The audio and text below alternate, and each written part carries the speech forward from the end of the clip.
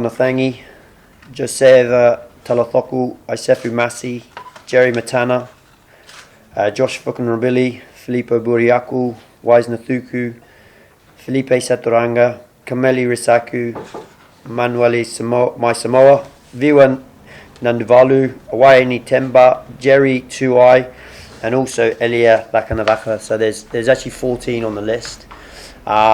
There's also the two players that joined us from the Commonwealth Games, which is Sireli Mangala and Aminasi Tuimamba, who are also available to us.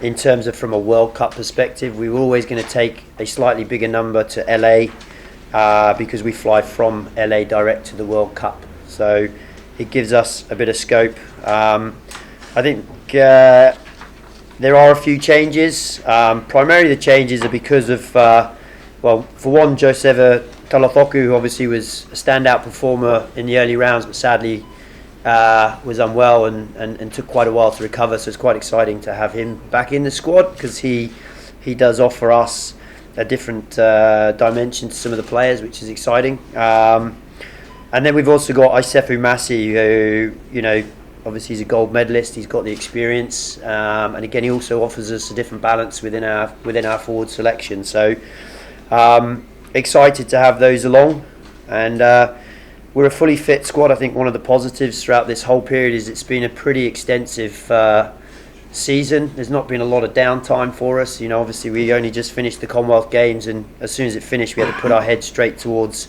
this next round of competition.